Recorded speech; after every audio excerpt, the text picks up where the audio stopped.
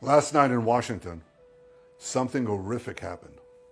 A brutal terrorist shot in cold blood a young, beautiful couple, Yaron Lishinsky and Sarah Milgram.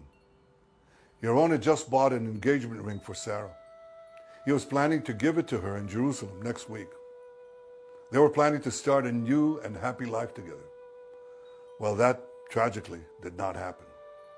Yaron and Sarah weren't the victims of a random crime.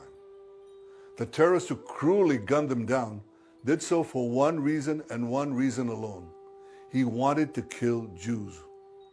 And as he was taken away, he chanted, "Free Palestine." This is exactly the same chant we heard on October 7th. On that day, thousands of terrorists stormed into Israel from Gaza.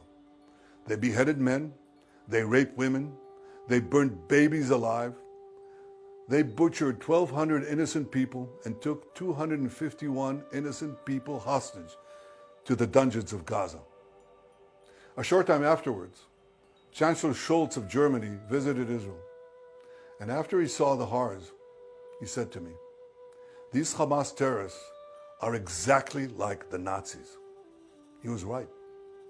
And if they could get away with it, these Hamas terrorists would have slaughtered every last Jew on earth. For these neo-Nazis, Free Palestine is just today's version of Heil Hitler. They don't want a Palestinian state. They want to destroy the Jewish state. They want to annihilate the Jewish people who've been in the land of Israel for 3,500 years. I could never understand how this simple truth evades the leaders of France, Britain, Canada, and others.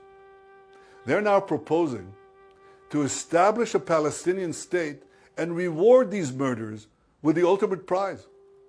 Well, for 18 years, we had a de facto Palestinian state. It's called Gaza.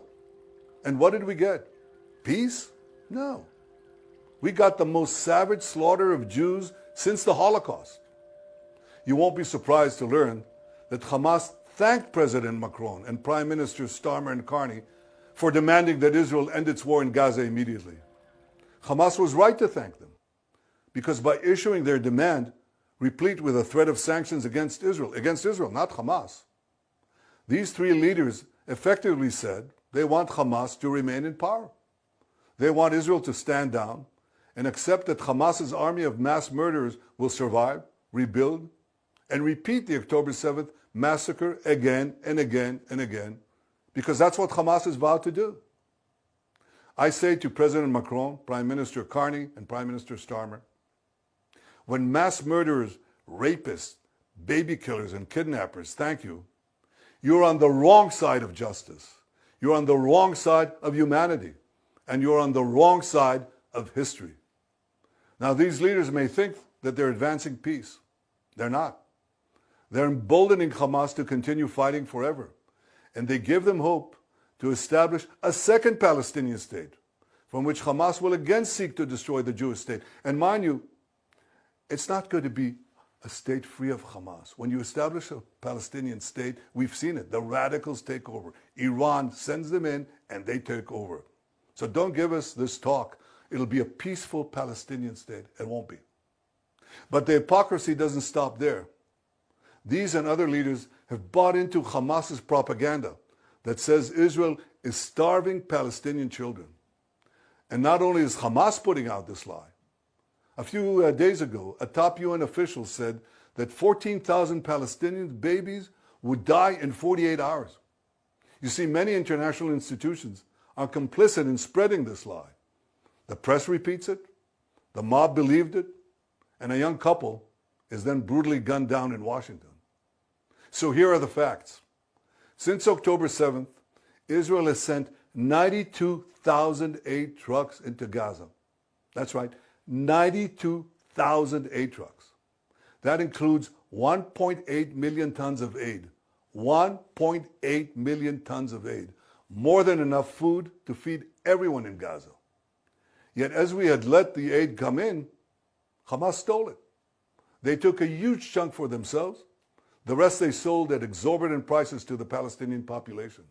And then they used the money they stole to recruit new terrorists to continue their war against Israel. Our goal from the start was to get food to Palestinian civilians, not to Palestinian terrorists.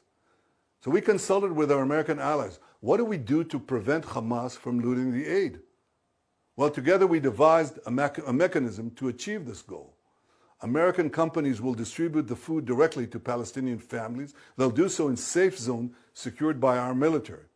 And this will allow us to complete our goal of destroying Hamas while enabling aid to reach the civilian population. We'll complete the construction of the first distribution zones in the coming days. Ultimately, we intend to have large safe zones in the south of Gaza, and the Palestinian population will move there for their own safety while we conduct combat in other zones and receive humanitarian aid there without Hamas interference. In the meantime, we authorized letting trucks enter Gaza to provide for immediate needs. Yesterday, I think more than 100 trucks went in. More will come in today. I tell you this, no army in the world has ever gone to such lengths to provide aid to the civilian population in the midst of intense combat. And Hamas, of course, opposes this. It shoots Palestinian civilians who want to leave for safe zones, and it shoots Palestinian civilians who want to prevent Hamas terrorists from looting the aid trucks intended for them. As for the hostages, we'll do every effort to secure them. I'm ready for a temporary ceasefire to get more out, but we demand, and you should demand, that all of our hostages be released, and released immediately. And so should every civilized country demand this. We're in an intense seven-front war that was launched against us by Iran and its proxies. Sometimes in war, accidents happen. One such incident happened the other day in Jenin, and thankfully no one was hurt. Our military has expressed its regret over the event because we don't target civilians or diplomats. We target terrorists. Exactly the opposite of Hamas. They target civilians, ours, and they hide behind civilians, theirs. They use them as human shields. That's a double war crime. But I don't hear that coming from any one of those countries that criticize Israel. For those who say that Israel stands alone, I say we're not alone. Justice stands with us. The truth stands with us. History stands with us. And so do countless people around the world who can tell the difference between right and wrong, between good and evil. I want to thank all of them. And I especially want to thank President Trump and the American people for their forthright stand with Israel and with the Jewish people. Together we stand, together we'll triumph, and we'll see the victory of civilization over barbarism.